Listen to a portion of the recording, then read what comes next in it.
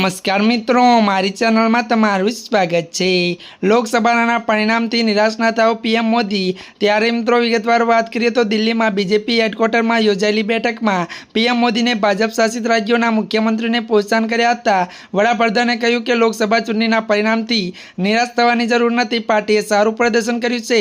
राज्य सरकारे पहेलानी जेम सुशासन अने विकास पर ध्यान आपवुं जोईए।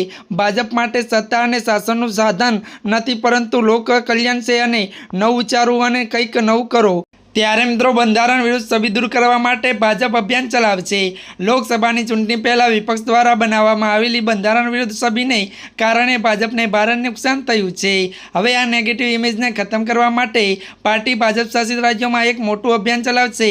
आ अंगेनी दिल्हीमां મળેલી બેઠકમાં ટોચના નિવૃત્ત મુખ્યમંત્રીઓને સરકાર અને સંગઠન વચ્ચે સંકલ્પ બનાવવાની સૂચના આપી છે તેમજ રોજગારી પર વિશેષ ધ્યાન આપવાનું પણ કહ્યું હતું। ત્યારે મિત્રો સીએમ ભૂપેન્દ્ર પટેલને દિલ્હીનું તેડું। ત્યારે સીએમ ભૂપેન્દ્ર પટેલ આજે રાત્રે 8 કલાકે દિલ્હી જવા રવાના થશે। તો આવતીકાલે દિલ્હીમાં તેઓને નીતિ આયોગની બેઠકમાં હાજર રહેશે। તો પછી તેઓ પીએમ મોદી અને અમિત શાહને મળશે। પીએમ મોદીની અધ્યક્ષતામાં નીતિ આયોગની બેઠક યોજાશે। 2024ની લોકસભાની ચૂંટણીના પરિણામ બાદ આ પહેલીવાર નીતિ આયોગની બેઠક થશે જેમાં તમામ સીએમ ભાગ લેશે। મળતી માહિતી અનુસાર મિત્રો વાત કરવામાં આવે તો વિપક્ષ નેતાની સરકાર ધરાવતા રાજ્યોના સીએમને નીતિ આયોગની બેઠકમાં વિરોધ કર્યો છે। તો મિત્રો મુખ્યમંત્રીની પરિષદની બેઠકનો બીજો દિવસ પીએમ નરેન્દ્ર મોદીની અધ્યક્ષતામાં બીजेपी મુખ્યમંત્રી પરિષદની બેઠકનો બીજો રાઉન્ડ શરૂ થયો છે। ગુજરાતના સીએમ ભૂપેન્દ્ર પટેલ, દેવેન્દ્ર ફડણવીસ અને આસામના સીએમ બેઠકમાં હાજર રહેશે।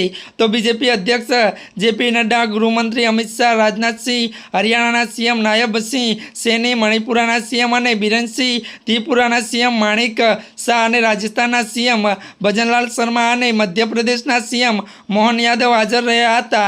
जी आ मित्रों आजना माटे आटलू ज अमारी चेनल में नवा होय तो अमारी चेनल ने मित्रों तमे लाइक, शेर और सब्सक्राइब करवानुं ना भूलता। धन्यवाद।